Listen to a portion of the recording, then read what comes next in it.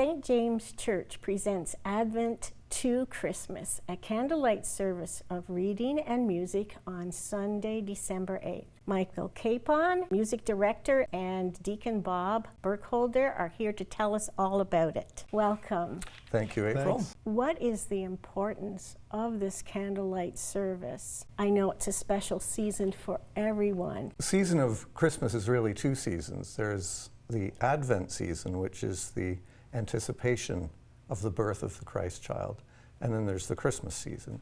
So often during the season of Advent, we engage in activities that remind us of what we're looking forward to, the birth of the Christ child. And so this service is part of that celebration, that anticipation through the season of Advent. So the service begins in darkness with some traditional Advent carols, O Come Emmanuel. We have a candle lighting ceremony, which is symbolic of the light of Christ coming into the world. And then the readings sort of take us through some of the ancient prophecies through to the birth of Christ, and then some further prophecies, our aspirations for what this means for us, our hope for a better world. And so interspersed with that, we have a lot of, in between the readings, we have prayers, we have a lot of music, including some of the favorite Christmas carols like O Little Town of Bethlehem, Once in Royal David City. We end with Joy to the World. Some of these favorite carols we sing. We have a choir. There will be about 20 people in the choir, and we'll sing a couple of anthems. One of them is by a local composer, Mark Sirett, called Thy Kingdom Come, which is sort of our Advent-themed anthem. And then we have a Christmas anthem called Good News by Steve Anderson. And then there will also be some instrumental music. We have Anissa playing a violin piece, which gives people an opportunity just to be quiet and sit and contemplate a little bit what these readings and what the season means to them. So that's sort of an overview of how the service works. It's a very easy-going, very welcoming service. Everybody is welcome to come along. So what is your role with this? At St. James Church, I'm the music director. And so my role in this service is as music director. So I'll be playing the organ, leading the hymn singing on the organ. I'll be directing the choir and accompanying the violinist. The service involves a whole lot of people participating. There are a lot of readers, clergy involved. Bob will be there singing in the choir. And then following the service, there will be some warm cider for people to enjoy. So the people from the Altar Guild worked very hard to put that on, so there will be some refreshments as well after the service. So it doesn't just happen that one night, as you've mentioned, at St. James. It goes on throughout the month of December. Bob, can you talk a little bit more about what happens during that time? Sure. So I think in the Christian church calendar, Advent is a season, as Michael has said. And so the first Sunday of Advent in the church calendar is actually December 1st.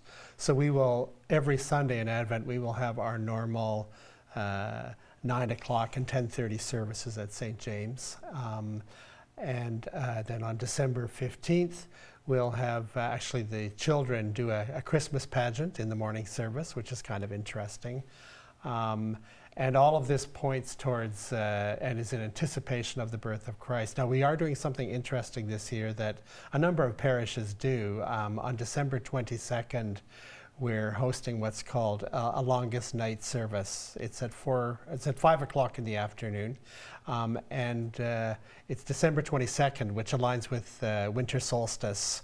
So it's pretty much the longest night of the year, if you will, and the shortest day, the least amount of light. And the focus of that service is more, I think, a recognition that for a lot of people, Christmas isn't necessarily the most wonderful time of the year, and so people have experienced loss, are grieving, have had other mishaps in their lives, and so it'll be an opportunity to come and reflect together more quietly, hopefully acknowledge some of that pain, but also find some maybe hope and some healing and some consolation in coming together and sharing that time together. So it's a little bit of a different twist on the Advent season and in preparation for the Christmas season, but I think it recognizes a reality for a number of people in our community who have experienced loss or are grieving some kind of loss. Yes.